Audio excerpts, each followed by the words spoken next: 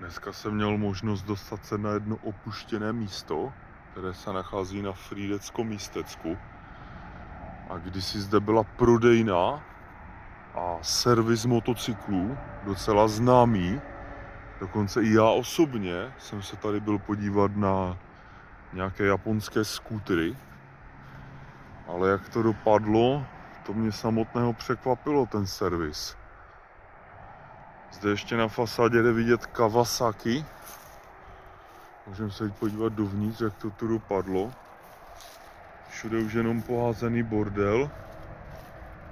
Totálně zdemolované.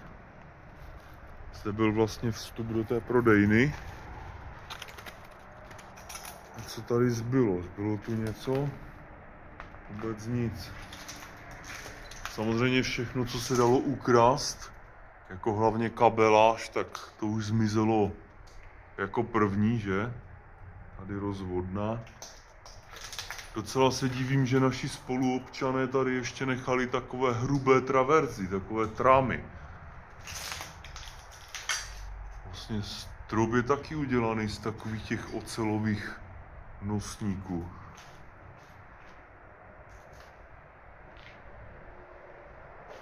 Se divím, že okno ještě tady není úplně rozbité.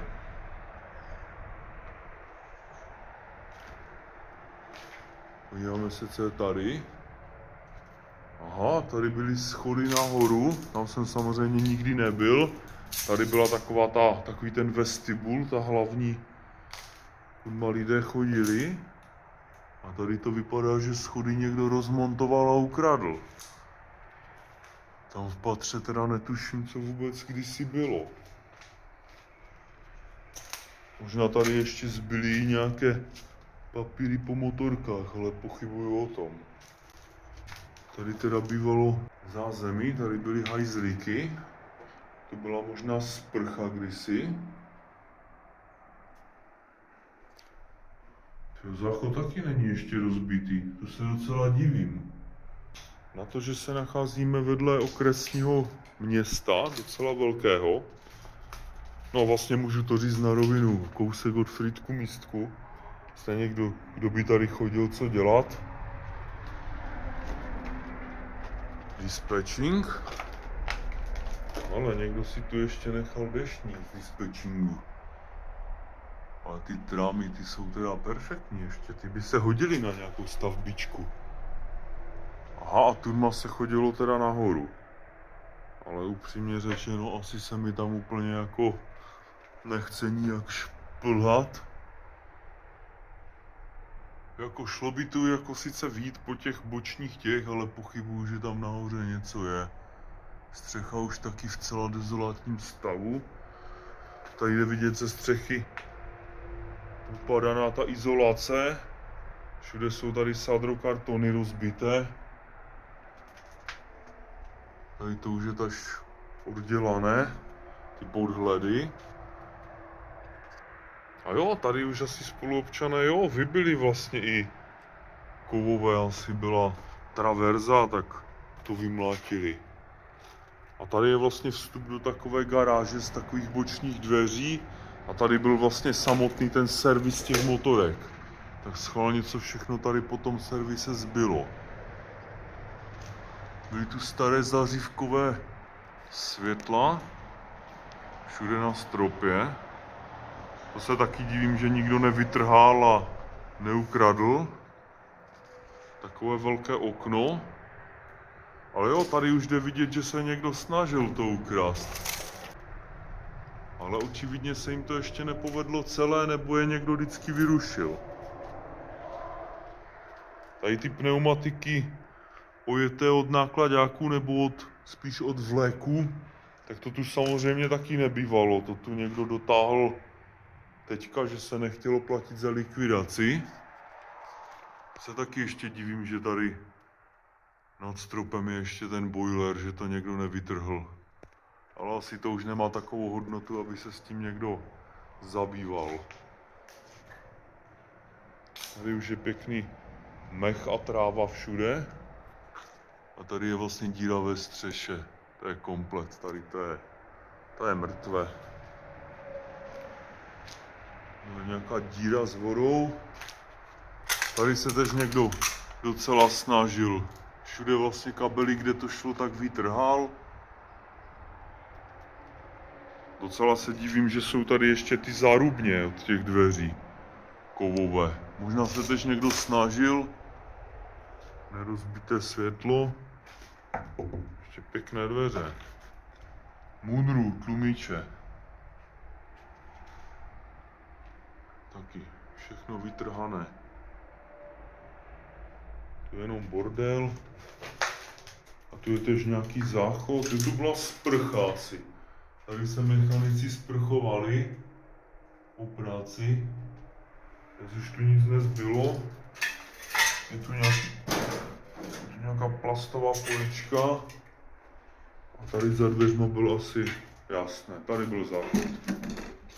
Takový průchozí dokonce, že se dalo projít i do vedlejší místnosti. Hned tady projdem taky teda. Aha, to je taková chodbička. Někdo tu měl dokonce takový velký plakát.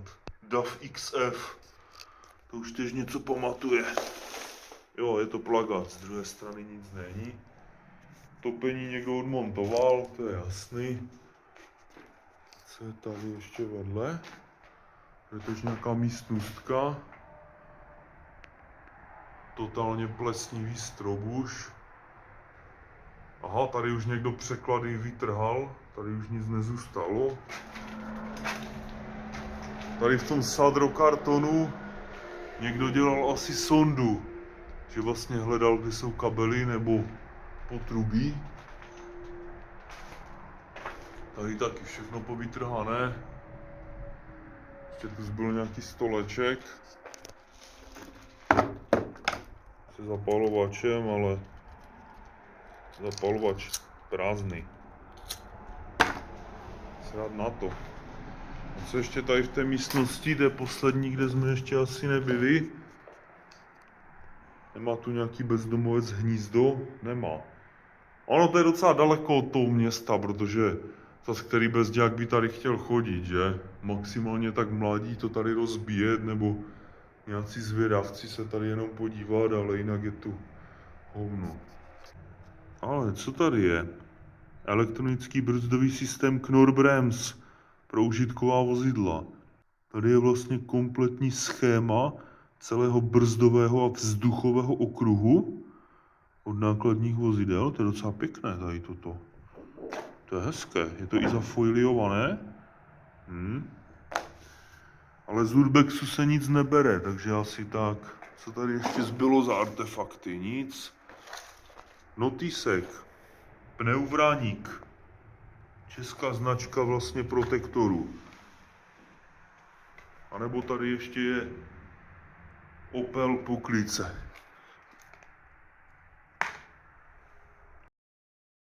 Budu se ještě podívat, kam to vede tady venku, ale tu už asi nic zajímavého nebude. Tady je ten z Renaultu vzduchový měch, vlastně na odpružení. Zrcátko. A tady dookola asi už nic nějak zajímavého na video nebude. Teda ne, že by ten vnitřek byl nějaký zajímavý. Tady už byly jenom nějaké dřeva, nějaké překlady, bednění, rozbitá střecha úplně na padrť. Ale tam v dálce ještě vidím, že jak je to zarostlé, tak je tam nějaký domeček, tak schválně se na to můžeme podívat. Takhle to ještě vypadá vlastně z druhé strany. Celý ten servis. Tam už je taky nějaké grafity tam na vrchu. Jak se mi po těch schodech tam nechtělo lozit. Nejlepší na tom je ten nápis Kawasaki. Tady vlastně zepředu té budovy byla ještě taková terasa. A tady je to vrchní patro, kde už stejně vůbec nic není. Upřímně si už ani nepamatuju, co bylo vlastně tady. Ale je tu takové místo, které je obsypané štěrkem. A všude jsou tu takovéhle ze země dlouhatánské štefty. A na některých místech jsou i matky. Takhle si tady bylo něco postavené, to už si nepamatuju. Naposledy, co jsem tu kdysi dávno byl, tak tady nebylo vůbec nic. A tady, jak říkám, je tu takové, vypadá to jak parkoviště, ale všude jsou ty štefty napíchané. To je tež takové pěkné místo. A tady jsem viděl, že byl nějaká budka nebo nějaký domeček. Tak nakonec jsem se k tomu dostal. Tady je taková zastrčená, vyloženě to už je skoro v lese taková bouda. Vypadá to, že to bylo celé ze dřeva, zaizolované takovou tou pěnou. Ale vypadá to, že tady tohle bylo tentokrát i obydlené. Tady zvnitřku to bylo zaizolované polystyrenem, aby tu i v zimě bylo tepleji. To měl někdo nastěhované svoje věci. A takhle to vypadá vevnitř. Byla to taková větší místnost. Podíváme se i tady přímo. Vlastně strop byl taky zaizolovaný takovým tím myrelonem, nebo jak se tomu říká. Co tady najdeme zajímavého? Teda ne, že bych v tom bordelu chtěl něco hledat, ale tady jsou nějaké kartičky hokejistů. No fakt, že jo? To jsou takové ty samolepky a že jich tu je docela dost. Když si to sbírali, jo, to bylo v Kauflandu ty nálepky, ale že jich tu je docela, jo, požehnaně, tady tež celá ta. Tady asi někdo přespával, přebýval, nechal si tu i nějaké věci. Dokonce tu nechal i anděla. A je to Moravskoslezská liga v požárním útoku z roku 2008. Tak zajímavé, že to tu někdo nechal. Takovou trofej. Všude se tady povalují ještě staré VHSky. Třeba Matrix Reloaded. To byl dokonalý film. A nebo třeba Mimoní budík. Ale upřímně nic tu fakt brát nebudu. Jenom se tak podívám třeba, co je tohle. Michael Jackson. Dokonce tu je knížka o Michaelovi Jacksonovi. A co je třeba tady? Ekologie a hornická činnost. Klub přátel Hornického muzea v Ostravě. Ty jo. Tak a nakonec tady někdo měl i nějaké zajímavé knížky, jak vidím. Ty jo. No fakt, že jo? To je hodně dobrý. To mě překvapilo. Ale Kačer Donald dokonce. Knížka, komiksy. Jako myslím, že by se tu našlo jako něco zajímavého. Když odnášet tu fakt teda jako nic nebudu, to by mě ani nenapadlo, ale jak to tak vidím. Vůbec z mladí dneska, jak vypadá VHS kazeta, takhle to vypadalo. VHS Bonton Home Video. Dneska, jak někdy mladému řeknu, že kdysi se fakt chodilo do půjčovny a půjčil se tam třeba jeden takový film, jo, aby se mohl člověk na to podívat. A dneska za stejnou cenu si dá Netflix a může se tam dívat na tisíce filmů, tak mi to ani nechcou věřit. Co to je vůbec tady toto? Indikátor netěsnosti. Dobré, jdu se ještě podívat z druhé strany toho baráčku, jak to tu vypadalo. Kurva, to byla nějaká ta pavučina. Hajzlu. Co to tady je vůbec, tady tohle?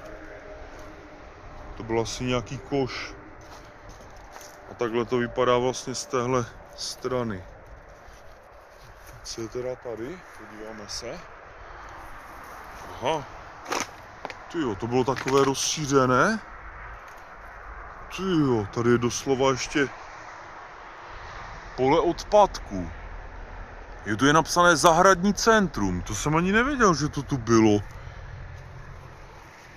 To nechci se tu někdo propadnout. Ale to tady je jenom pole bordelů vlastně. Tam jde vidět, že měl nějaký žerik boudu. Nějaký dogo. A naštěstí už tu doufám není. Tady je ta budka rozbitá z druhé strany. Je to už úplně tady nacucané vodou, tak je to před rozpadem. A tady vypadá ta stěna vlastně tohodle. Kancelářská židle, kdyby někdo chtěl, tak je tady a čeká na něho. A tam to vůbec nevím. Aha, tady to je prodej asi vánočních stromků. Dobrá, asi jdu zpátky, asi tu nic zajímavého takhle už nebude. Vlastně já jsem si to mohl už myslet předtím, ono to bylo jasné, ale celé je to vlastně jenom takový ten kontejner, který se dá normálně odvést. Tak ještě naposledy se loučím s tímhle bohem zapomenutým místem a pojedu teda dále. To byla jenom taková krátká zastávka tady. Počkat, je ještě něco zajímavého tady z téhle strany? Venku, ale asi ne. Ne, tam už nic není. Ale zajímavá je ještě tady ta kupa štěrku.